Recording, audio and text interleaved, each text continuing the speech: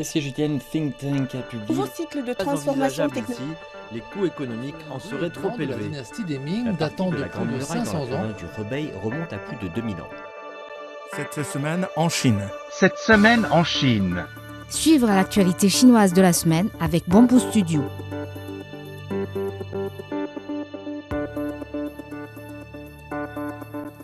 L'administration nationale de l'espace de Chine a diffusé mardi des images de la Terre et de la Lune capturées en orbite par la sonde Tianwen-2.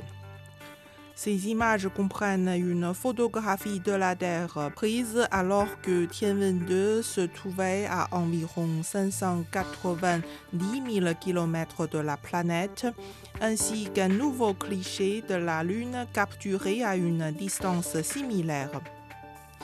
Prévue pour durer une dizaine d'années, l'expédition a pour principaux objectifs de collecter des échantillons de l'astéroïde géocroiseur 2016 HO3 et d'explorer la comète de la ceinture principale 311b.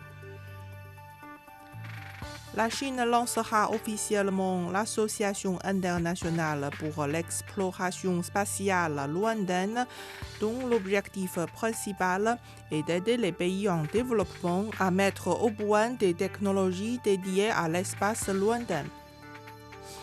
Basée à Hefei dans la province chinoise de l'Anhui, cette association sera la première organisation académique internationale du pays dans le domaine aérospatial.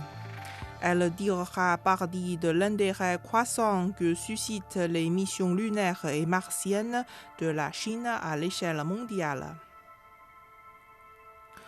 Une soixantaine de robots intelligents seront présentés à la conférence mondiale sur l'intelligence artificielle 2025, prévue fin juillet à Shanghai, selon les organisateurs de l'événement. Plus de 1200 participants de plus de 30 pays et régions ont confirmé leur présence.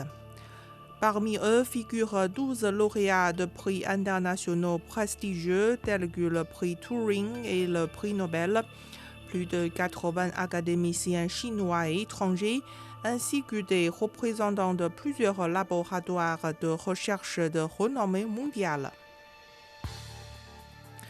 Une entreprise chinoise a lancé un robot intelligent de désherbage au laser, capable de fonctionner 24 heures sur 24 et 7 jours sur 7.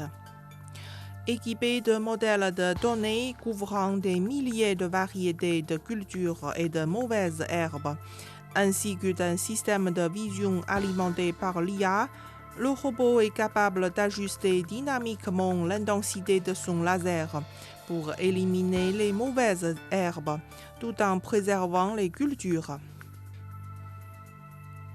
Le vol CA-657 Air China, assuré par l'avion de ligne C909, a décollé mardi vers 8 heures de Ohrid et a atterri avec succès à Ulaanbaatar après un vol d'un peu plus d'une heure, marquant le lancement officiel du premier service international de la compagnie utilisant cet avion développé par la Chine. Exploité sous les numéros de vol CA-657 et CA-658, cette liaison internationale propose 7 vols aller-retour hebdomadaires entre Ohrid, capitale de la région autonome de Mongolie intérieure, dans le nord de la Chine, et Ulaanbaatar, capitale de la Mongolie. Plus de 200 entreprises chinoises participent à la 49e foire commerciale internationale de Dar es Salaam qui se tient du 28 juin au 13 juillet prochain. La foire du commerce de marchandises Chine-Eurasie 2025 s'est clôturée à Urumqi, chef-lieu de la région autonome ouïghour du Xinjiang au nord-ouest de la Chine. Des contrats d'une valeur de près de 418 milliards de yuans, environ 58 milliards de dollars, ont été signés, regroupant 365 projets de coopération économique et commerciale. Les ventes sur place ont totalisé 1,89 milliard de yuans, auxquels s'ajoutent 3,25 milliards de yuans d'accords préliminaires. La foire a accueilli près de 260 000 visiteurs ainsi que 65 événements commerciaux et d'investissement. Le marché cinématographique chinois a maintenu une forte croissance au cours du premier semestre 2025 avec des recettes totales dépassant 29 milliards de yuans, plus de 4 milliards de dollars, soit une augmentation de 23% en glissement annuel. Durant cette période, le nombre de spectateurs a augmenté de 16,9% en base annuelle pour atteindre 641 millions de personnes. La région autonome ouïghour du Xinjiang au nord-ouest de la Chine a dévoilé 6 nouvelles routes scéniques investissant 10 milliards de yuans, près d'1,5 milliard de dollars, pour développer 965 km de routes axées sur le tourisme.